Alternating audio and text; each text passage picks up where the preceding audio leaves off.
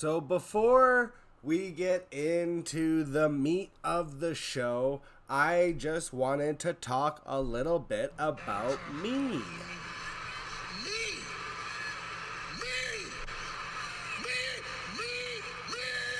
So my name is Jack Lusney, of course, like you hear me say all the time. All my handles are in my own name. That is just my real name. Honestly, I'm a simple guy, so we'll just get that out of the way. Part of the reason I took the fantasy Joker moniker, and I was kind of like playing with different ones that I wanted to use. Whether I wanted to be a completely, like, do something just completely original. There was another one that was floating around, and it's funny because you can still see the remnants of it on Fantasy Football Advice Forum. .com. If you do sign up there, you'll see my moniker there. Exclusively there is at Captain Jack, because for a hot minute I thought maybe I might be the fantasy pirate, Captain Jack. So there was all kinds of ideas floating around, and at the end of the day, I'm a simple guy. I like simple things, and I didn't think I would have it in me, honestly, to like create this whole extra set of like accounts that I would have to manage, essentially. It's funny because in a lot of ways, my own life and my attitude in life, and I think this is true for a lot of players, your attitudes in life can reflect how you play fantasy football. And so one of the things that I've always struggled with in fantasy football is it's not always about how many teams I'm managing, but really it's about how many apps that I have to manage, right? So it's like, if I have 10 teams to me is not that bad to manage, as long as they are all, organized onto one app. Obviously for me, not obviously, but I prefer Sleeper. I think Sleeper is by far and away the best. And then the only other one that I use is Yahoo. And the only reason that I keep Yahoo around is for, there's a couple degenerates out there that refuse to move on, and they like to have their football on Yahoo for some reason. But for me, more importantly, it's because of the basketball and the hockey. I will shout out Yahoo does an amazing job as far as fantasy basketball and fantasy hockey, both of which I partake in heavily as well. Maybe one day in the future, I could think about like doing a subsect of fantasy shows for those sports as well. But my family's already hating me with the football right now, so I think we'll just stick to this. It's my favorite anyways. There's nothing that beats fantasy football. As much as I call them the dailies. It scratches an itch playing fantasy. And there's people out there that play fantasy baseball. That one's not for me. I'm just not really, I can't get into the baseball. Sorry.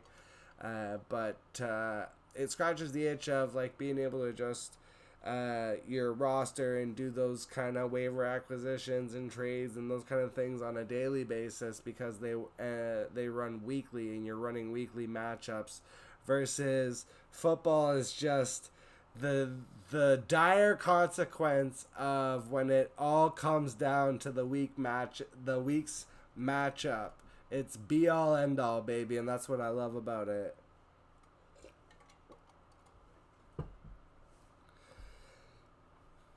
But so I mean, the whole reason that I got into the content creation side of fantasy football is just because I love it so much. Really, that's what it is. I just wanted to be able to share that, and I'm never gonna be the stats and spreadsheets guy. That's not really my thing. I'll leave that to the actual experts out there. There's people incredibly way smarter than me. It's always one of my pieces of advice, actually, is just in life. And again, in fantasy football, there's always a correlation. Just surround yourself with people much smarter than you and always be willing and open to learn. and you'll be able to maximize opportunities that and potential that you never thought you had and you never thought was accessible. So, that's just my little 2 cents there. But yeah, just to give a little background on myself, I'm originally from Toronto, Ontario, Canada. I currently live in Quebec, Canada. Yes, I am bilingual. Oui, je parle français. Très bien même. J'ai un gros accent anglais. I understand probably not a huge subsect of the population out there understanding what I'm saying when I'm speaking in French, but that's fine, I don't do it often. My family is English. My wife is from Iowa. We met online, but in a kind of a weird way, in a niche way. We both are big fans of. There's a podcast out there. Shout out to Last Podcast on the Left. I'm a big true crime fan. She's an even bigger true crime fan. Like, puts me to shame. What I would have in sports knowledge, she doubles me in true crime and horror knowledge. So she is English, obviously. Her son, my stepson, he's English, and my daughter, although she's always lived in Quebec since she was 2 years old, basically, as much as I try to speak French, and she goes to French school, so she is bilingual as well, but she does lean a little bit more English. So it is weird when we're out in Quebec and everybody else is speaking French and we're the one English family. But then, sometimes I think there's a misnomer or like this idea that in Quebec there's a pushback on if you're an English family like that. And I would say that in my personal experience, I haven't really seen that, but I think that's only because generally speaking, like when I'm out in public, like I will approach other people like in French and they'll hear my accent, and sometimes if I'm distracted and stuff, I might get off track and they'll try and switch to English for me, so that's always nice. But it's just I think you always have to give people a chance. I always remembered, and this is something I struggle with, because look, it's not like I'm like this happy-go-lucky optimistic people person, because I'm really not.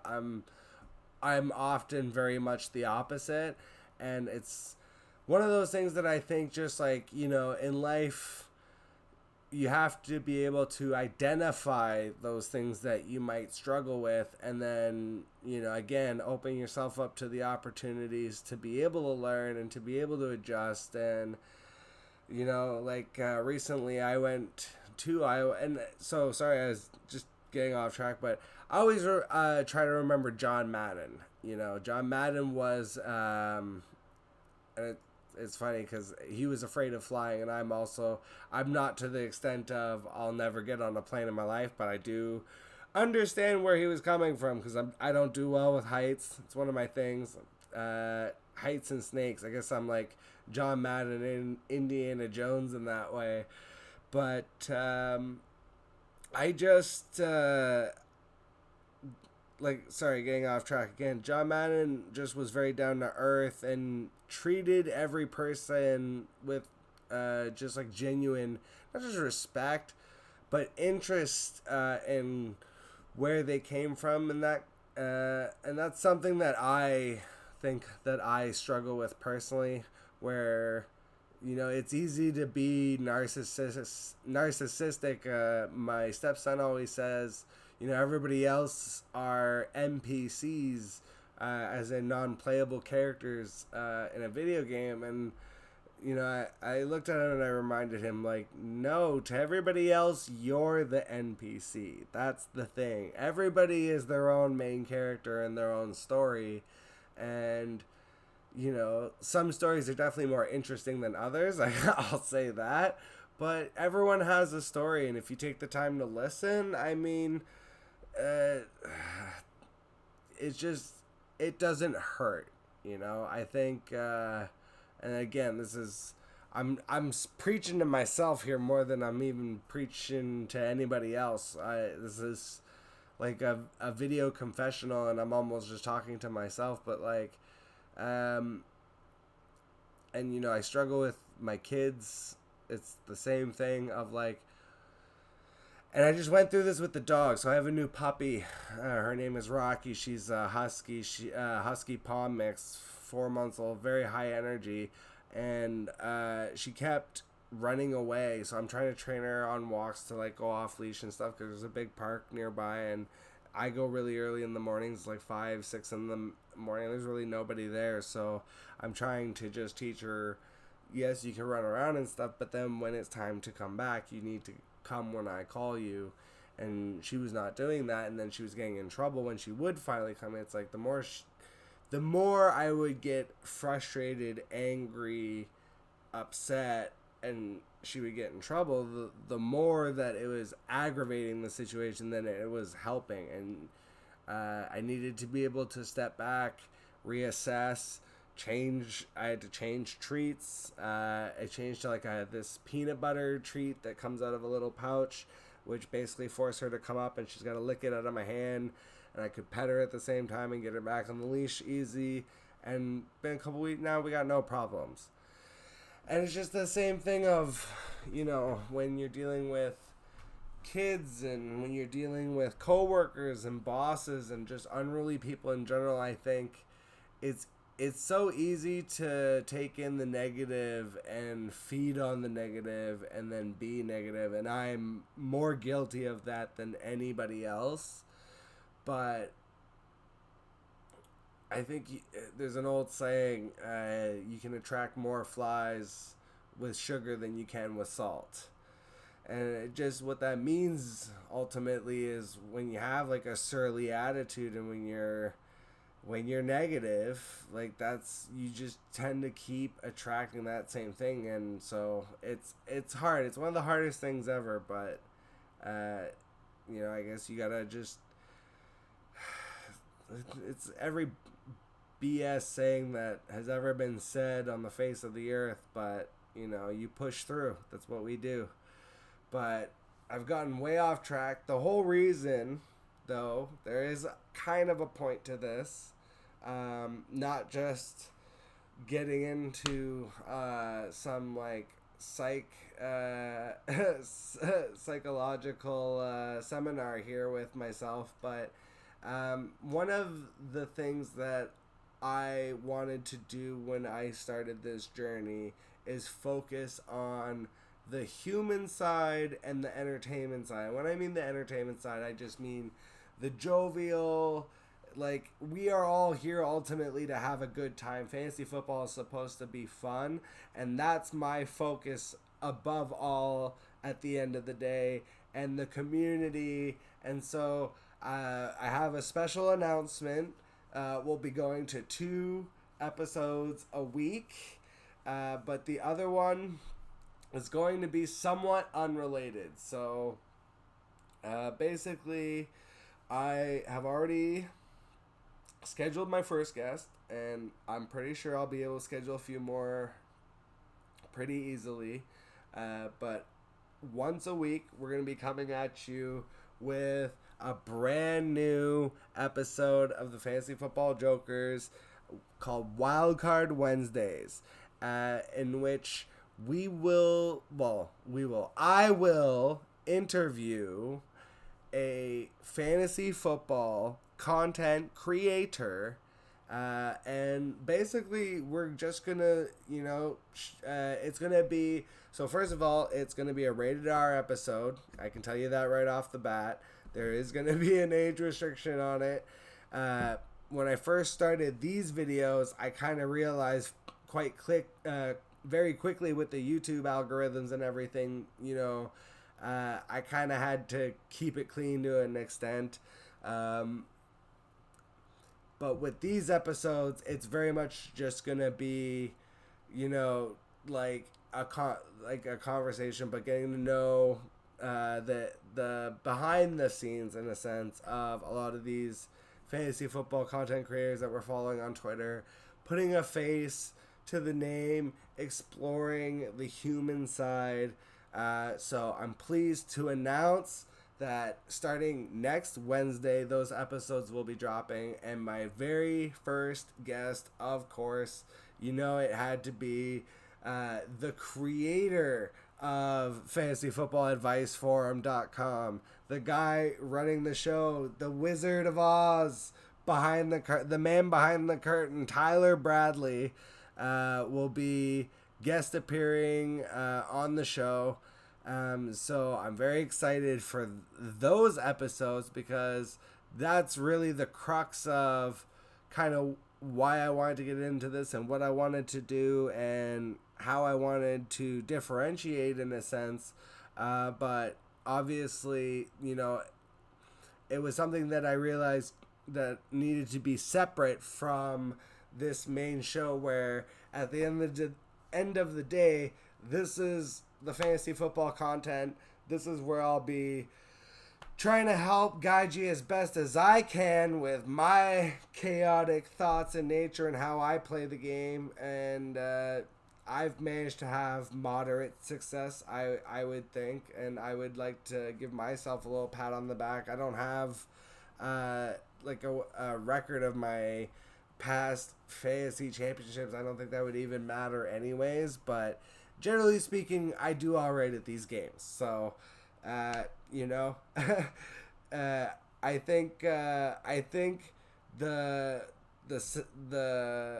new wild card Wednesdays will be really like more emotionally driven, and yes, we'll be interviewing fantasy football content creators, but we'll be getting away from just like the ins and outs of fantasy football and like all the stats and the breakouts and busts. Everything's been done to death. I don't think I'm the first to say that. I won't be the last.